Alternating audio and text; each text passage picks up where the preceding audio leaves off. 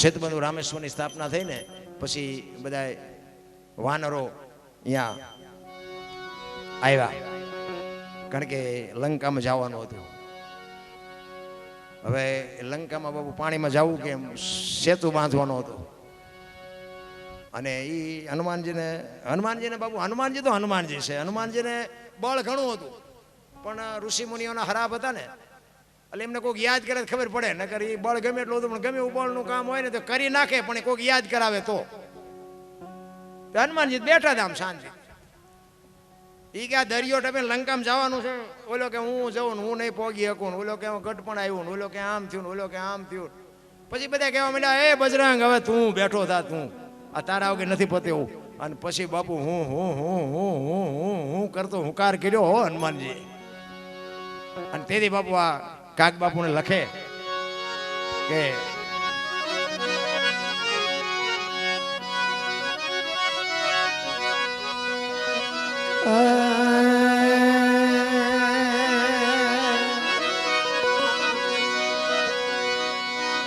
અંગત કે હું દરિયો ટપુ મારાથી પાછું નહીં પુગા, જામવંત કે ગઢપણ આવ્યા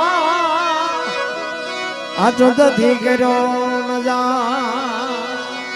અરે રામાયણ તો રામાયણ છે. રામાયણ ને છે ને બાબુ દુનિયા ચિત્રી નાખી ઊંથી. રામાયણ છે ને જીવનમાં કઈક ઉતારવા જેવી છે. રામચંદ્ર પરમાત્મા કે હોનાના હરણને મારવા ગયા કે છે ને, આપણે તેથી હતા નહીં હો. આ તો જો હાસુ લાગે રાખવાનું, નો હાસુ લાગે પીડવા દેવાનું, કોઈ ફોન બોન ન કરતા. આ તો ચોખ્ખી વાત. રામ વનમાં જાય બધા કે છે એટલે કહું છું જ્યાં તારે હું નહોતો. આ તો ચોખ્ખી વાત. રામચંદ્ર પરમાત્મા એ કે હોનાના હરણને મારવા ગયા. હોનાના અણિયા હોય, અત્યારે હોનાનું અણિયું આવ્યું ને તો આપણે કે હોનાના ધણિયા નહીં હતા હોય.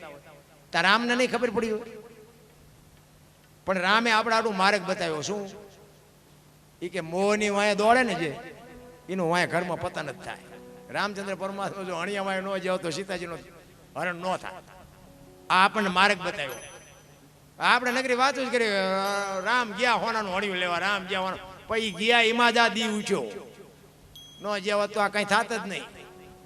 રામાયણ છે ને જીવનમાં ઉતારવા જેવી છે.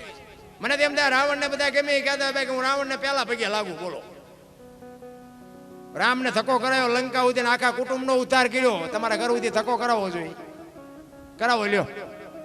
છેલ્લે કુંભકર્ણને જગાડ્યો ને, કુંભકર્ણને માંડ જગાડ્યો. એ કે જાગે જાગા નાશ થઈ ગયો. તો કુંભકર્ણ આમ આંખો છોડતો કે મારે જ્યાં જાગવાની જરૂર હતી તારે જાગવાની જરૂર. ઈ કે સલાહ લેવા નથી જગાડ્યો. હવે કે તું એક રહી જતો એટલે જગાડ્યો. સાને મારનો કે મોર થાને હું આવું છું, આખી દુનિયાનો બાપો છે આ. તું રહી જતો તો એટલે જગાડ્યો, સલાહ લેવા નથી જગાડ્યો. જાણે ભાઈ મોર થાય, આખા કુટુંબનો ઉદ્ધાર કરી દીધો. તમે વિચાર તો કરો. સીતાજીને લેવા આવ્યો ત્યારે માં ભગવતીને માં કીધી છે. માને કોઈથી કોઈ પત્ની ન બનાવી શકે. દુનિયા ગમે એ વાત કરતી હોય, મને નથી મગજમાં બેહતી. એ કે માં હું તને લેવા આવ્યો છું, તું આવ્યું તો મારો બાપ આવે અને એના ઘરમાં હું જેવી તેવી ચોરી કરું તે મને મારે નહીં, મારે એના હાથે મરવું છે. બાપુ બૈરાની ચોરી કરવા આવ્યો છું એટલા માટે. અને લંકામાં સારામાં સારી જગ્યા અશોક વાટિકા એમાં જ રાખ્યા હતા માને. શું કામ? રાવણને ખબર હતી કે મેલા લઈ જઈશ તો આ દુનિયા કઈ નું કઈ બાપ છે ને, કે વનમાંથી ત્યાં અશોક વનમાં લઈ જવામાં રાવણને કોઈ ન રોકી શકે. તો પોતાના મેલે લઈ જાવ રાવણને કોણ રોકત? એને ખબર જ હતી કે મારી કંઈક વાતો કરે તોય કરે. બોલો, અત્યારે અશોક વાટિકા બાપુ સારામાં સારી જગ્યા હતી ને, અહીંયા માને રાખ્યા હતા. અને ફરતો પહેરો રાખ્યો હતો કે આને ઊનો વાહ નો વાય, ધ્યાન રાખજો, આ મારી માં આવી છે ને, વહેલો મોડો મારો બાપ આવશે. રામને બાપુ અહીંયા સુધી ધક્કો કરાયો. રાવણની શું વાત કરી. રામ અને રાવણનું યુદ્ધ થયું ને ત્યારે છેલ્લે વિભીષણ બાપુ ખૂટ્યો. ટૂંકમાં બધાને ખબર છે. એને કીધું કે નાભીમાં બાણ અમૃત છે, બાણ મારો ને નહીં પડે. એના ઉપરથી આપણે નક્કી થાય કે આપણા ખૂટે ને એટલે આપણો ખૂટદો નીકળે. જો આ રામાયણ કહે છે. વિભીષણે ન કીધું હોત તો બાપુ રામ, મારા અંદાજ મુજબ મને એમ થાય છે કે રાવણમાં એટલી શક્તિ હતી મારી ન વખત. ઈ પડ્યા પછી વિભીષણ, લક્ષ્મણ અને રામ ત્રણેય રાવણ પાસે આવે અને રાવણ આમ પડ્યો તો છેલ્લા શ્વાસ હાલતા હતા અને મરક મરક મરક દાંત કાઢતો હતો. રામચંદ્ર વિચાર કરે કે આરો આને ઘડી બે ઘડીમાં વિયો જવાનો ના કે હજી બાયડો દાંત કાઢે. એટલે રાવણ કહે છે કે પ્રભુ તમે તો બ્રહ્મનો અવતાર છો ને, આ તમે કઈ મને માર્યો એ બહુ મોટું કામ નથી કર્યું. તમને ગમે એમ હોય, આ તો બધો મેં બનાવેલો પ્રોગ્રામ હતો, મારો બનાવેલો પ્રોગ્રામ છે.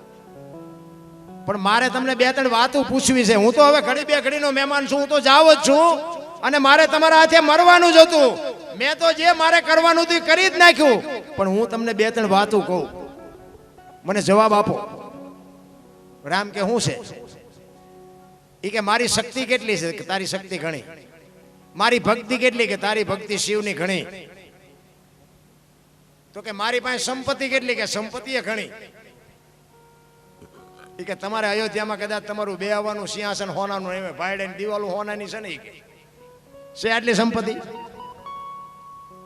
તો કે મારી શક્તિ કેટલી? યમના દૂતને કોઈનો જીવ લેવા જવું હોય ને તો મારી રજા લેવા આવવું પડે.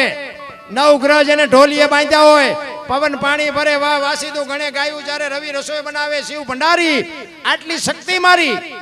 તો કે હા. તો કે શિવની ભક્તિ મેં કેટલી કરી? કે આ ઘણી બધી. તારા જેટલી કોઈ શિવની ભક્તિ નથી કરી. તો કે હું તમને એ પૂછું છું કે મારી ભક્તિ આટલી, શક્તિ આટલી અને સંપત્તિ આટલી, તો હું તમને એ પૂછું છું કે મારા ઘરે હું હારું છું ને તમે જીતો છો, આનું કારણ શું? આનો મને જવાબ દો, બાકી હું તો હવે જવું જ છું. રામને પરસ્યો વળી ગયો. મારા ઘરે મારી પાસે શક્તિ છે, ભક્તિ છે, સંપત્તિ છે, છતાંય હું મારા ઘરે હારું છું ને તમે જીતો છો, આનું શું કારણ છે? રામ કે ભાઈ મને આમાં ટપા પડતા. તેથી બાપુ રાવણે કીધું એ કે આજે હું મારા ઘરે હું હારું છું ને એનું ફક્ત ને ફક્ત એક જ કારણ છે કે તમારો હગો ભાઈ તમારા પડખે છે ને મારો હગો ભાઈ તમારા પડખે છે. જો મારો ભાઈ ખૂટ્યો ન હોત ને તો એવી દુનિયામાં કોઈ તાકાત નથી કે રાવણને કોઈ મારી શકે. એટલે તમે અયોધ્યામાં જાઓ તો મારી એક તમને ભલામણ છે કે અયોધ્યાના રાજા બનો ને તો બાપુ મારી એક ભલામણ કે તમે આટલી વાત કરજો કે ભાઈઓ ભાઈઓમાં મેળ રાખે, ભાઈઓમાં વિખવાદ ન કરે. નકર બાપુ આ મારી લંકા આટલી જો રોળાઈ ગઈ ને આપણા સાપરા હાંજનો ઉડી જાય. આખી દુનિયા મેળ હોય બાપુ, હગા ભાઈઓ જ મેળ નથી હોતો લ્યો.